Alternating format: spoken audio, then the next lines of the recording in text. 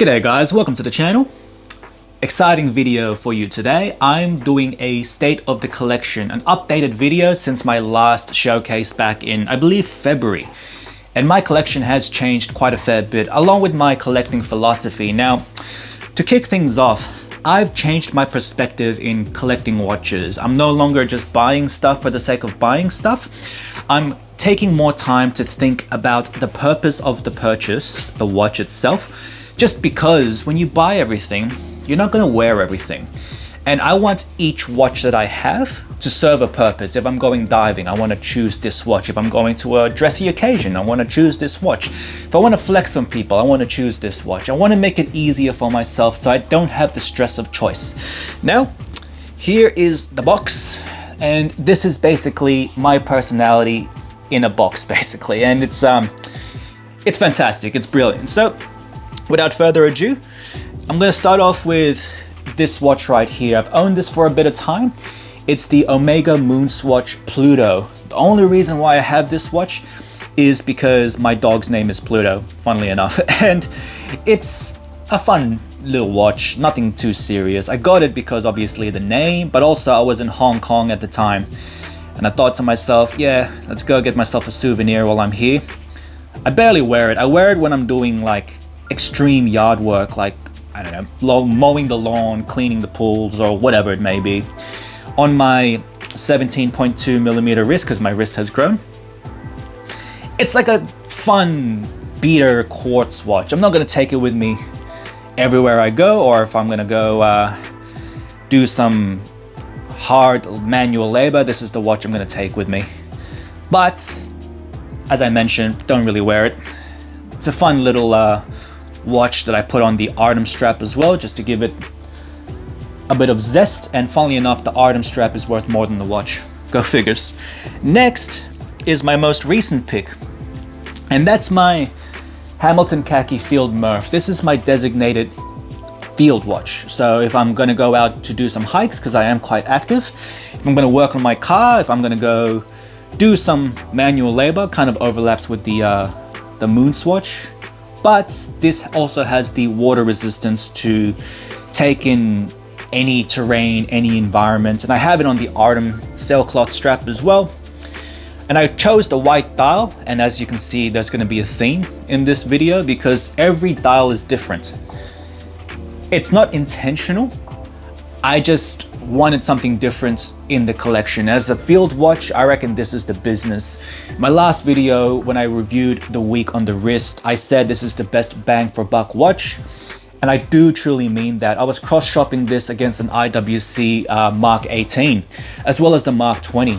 Because you can get them significantly discounted on the used market, I compared this with those. I reckon this is the business. Yes, the Mark series on the bracelet is a better, more iconic pick, but for the price, you can't beat this. Like, come on guys, look at this. Sensational. And as an added bonus, I do love the movie Interstellar. I didn't cry in that movie, but it did hit me in the feels. And I love space themed stuff, man. Like I'm how do I say this? I'm not an intellectual, but I do appreciate science fiction, things of that nature. Maths might be in my blood, I don't know. Anyways, moving on. My second latest pick is this beauty right here. I love this watch. This is one of the watches I've been most excited to purchase recently, funnily enough. It's the Breitling Top Time Mustang Edition. And a bit about me. I love cars. I've owned about, call it 11 to 12 cars in my lifetime. And the Mustang has always been a childhood dream of mine to own because I'm here in Australia. We don't have access to cars like that. And to get access, it costs a lot of money. Funnily enough, I'm in a good position now where I'm able to afford a new generation Mustang. I'd like an older one, but newer one for the daily ability. And I thought to myself, I want this watch because there's a lot of character behind it. There's a lot of reference to the old days, the classic cars behind it. And at the same time, I don't want to supercharge my car at the moment because I love the warranty. So instead of spending 20 G's on a supercharger, spend a couple of G's on this. This will last me. And one of my concerns was this watch was going to be too big for me. However, as you can see on my ever-growing wrist, it's totally fine. It wears comfortably, there's no play, lots of adjustability. The strap is of great quality. I love the color of the strap with the white stitching, as well as the kind of semi-hole holes here. It's got those racing holes, so to speak. And I just love the overall character and feel of this watch. It's really something that blends together my love for automotive as well as horology as well.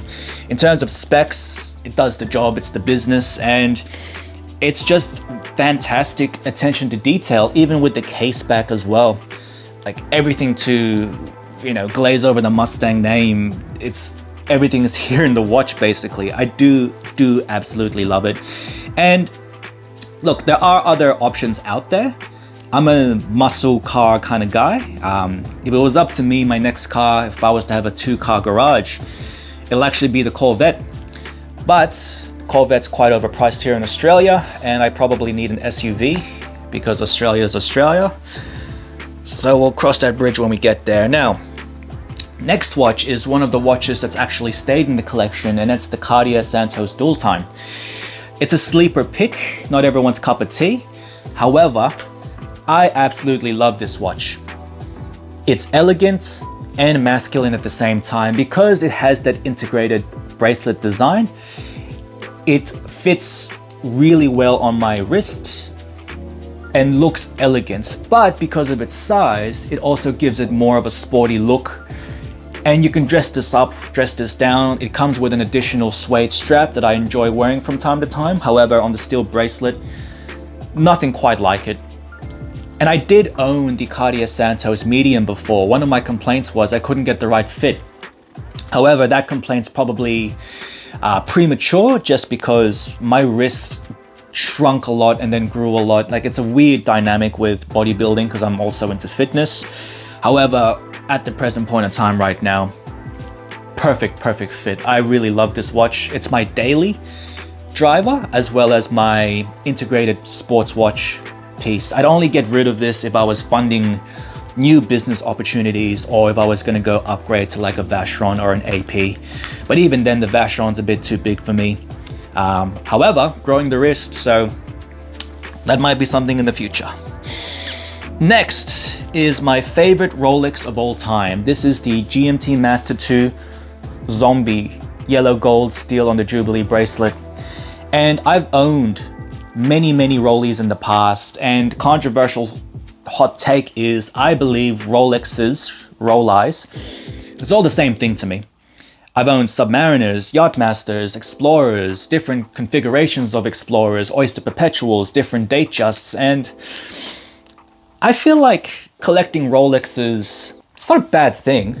However, I feel like you miss out on a lot of flavor and adventure out there when you just stick with Rolex. It becomes more of an investment as opposed to a passion or a hobby.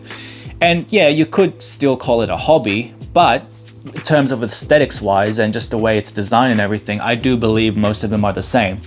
Why I love this watch so much and what it represents to me in terms of Rolex being an aspirational brand, I've gotten the steel entry level before.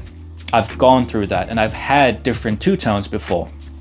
I found that within the Rolex lineup, the Jubilee bracelet is my favorite bracelet.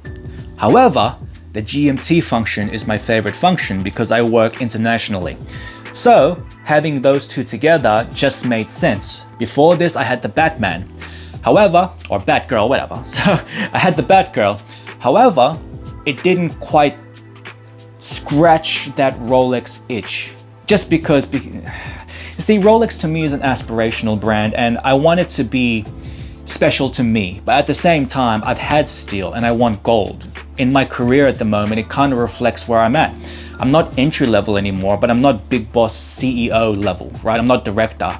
I'm national, however, I'm a national manager. And this kind of represents being in the middle. I'm not quite there yet, but I'm not entry anymore. And that's why I love this watch so much, is I'm at a point in my career where this suits me. You know what I'm saying? Like, it suits where I am and I don't feel like a fraud wearing it. Now, my end game watch is a day date.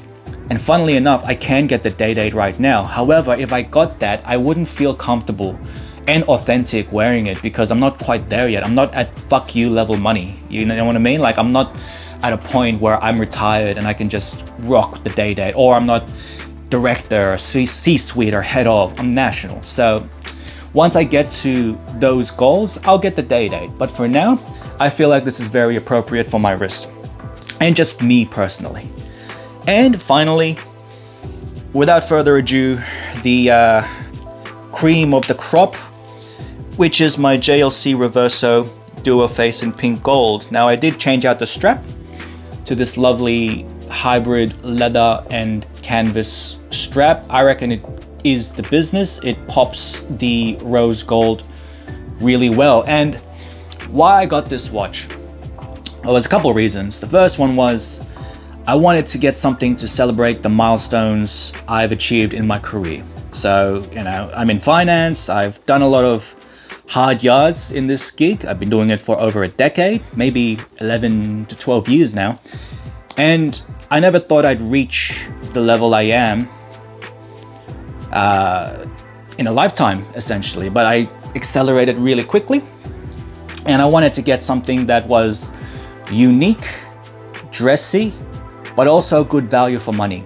Now with JLC, this retails for about $40,000. I think 43 or 44. I'm not sure what it was anymore. However, I did get a significant discount on this.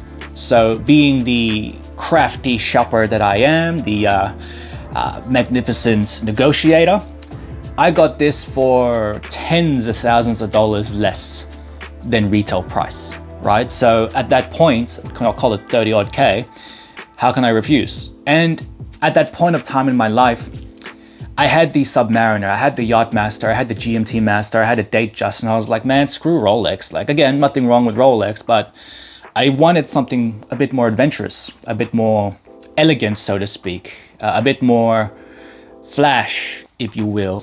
Above all else, I wanted something to show that I was maturing in life, and this is where I landed in. So on my ever-growing wrist, I love this watch. I wear it on pretty much most occasions when I can get the chance and the weather permits. It's beautiful, and it's a real conversation starter when it comes to formal events or business meetings, where a lot of my clients are into watches as well.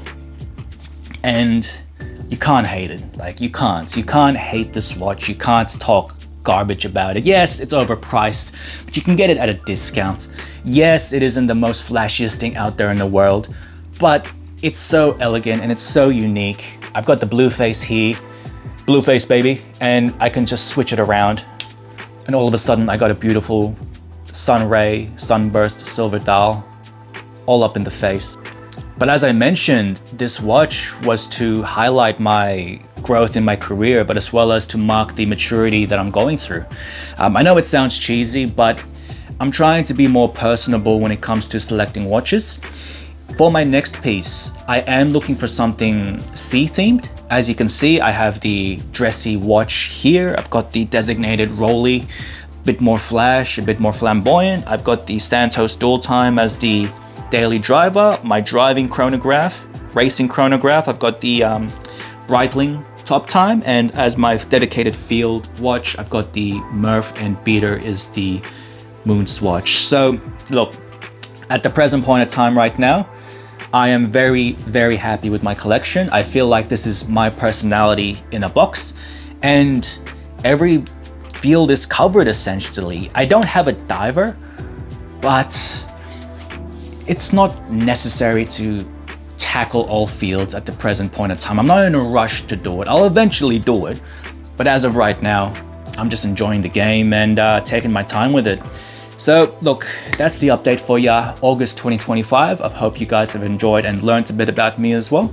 That's the video. Take care. One final look at the box. Yeah, it's my personality in a box. Catch you on the next one.